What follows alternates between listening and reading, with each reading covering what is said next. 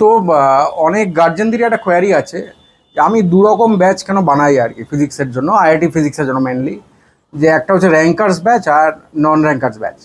তো বেসিক্যালি তথাকথিত কোচিং ইনস্টিটিউটে যেগুলো হয় র্যাঙ্কার্স নন র্যাঙ্কার্স ব্যাচ, ওখানে কিন্তু আলাদা আলাদা ব্যাচের জন্য আলাদা ফ্যাকাল্টি থাকে। আর আমার এখানে তো সেরকম কোয়েশ্চেনই নেই, আমি করাবো এখানে।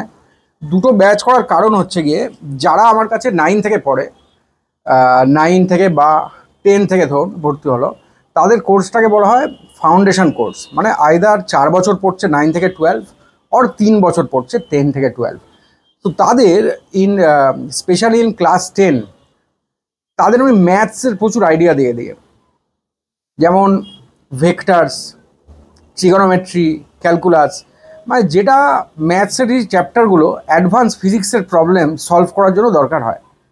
তো এর ফলে কি হয়, তাদের নিয়ে একটা সেপারেট ব্যাচ করতেই হয় আমাকে, কারণ তারা কিন্তু অলরেডি তৈরি।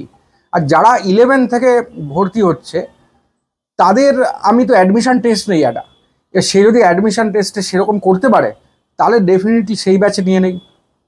আর যদি সেরকম না করতে পারলো তাহলে অন্য ব্যাচে নেই। তার মানে এটা না যে ওই ধরুন ব্যাচ 1 যেটা আছে ফাউন্ডেশন থেকে পড়ছে এবং ব্যাচ 2 যেটা আছে, হ্যাঁ, যারা নতুন ফ্রেশার ভর্তি হচ্ছে, তাদের ওখান থেকে যে রেজাল্ট হয় না তা না, কিন্তু প্রত্যেক ব্যাচ থেকে রেজাল্ট হয়। But I want to keep a homogeneity in the batches in that sense, যে যারা আগের থেকে পড়ে আসছে, যেহেতু অনেকটা ধারণা তাদের আছে আগের থেকে, তার ফলে কিছুটা তো অ্যাডভান্টেজ পায় তারা। আর ইভেন এটাও বলছি আমি, যারা যারা ভাবছেন আর কি যে ওই আইআইটি যেই জন্য পড়াবেন ছেলে মেয়েদেরকে, so class 9 is the best time to start.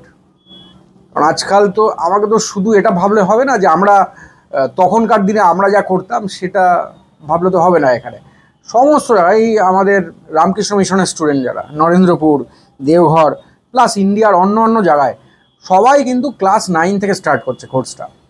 তার ফলে এটায় এমন কিছুটা, এটা কিন্তু চাপ দেওয়ার জন্য না, বরঞ্চ চাপটা হালকা হয়, because they are taught gradually. আর গ্র্যাজুয়ালি কনসেপ্টটা বিল্ড আপ করা হচ্ছে, যাতে 11-এ উঠে ওই যে একটা কোয়ান্টাম জাম্প, হঠাৎ করে একটা শক লেভেলের একটা চেঞ্জ, সেটাকে অ্যাবজর্ব করতে যাতে সুবিধা হয়। তো আশা করি আমি বোঝাতে পারলাম কেন এরকম দুরকম ব্যাচ করি আমি।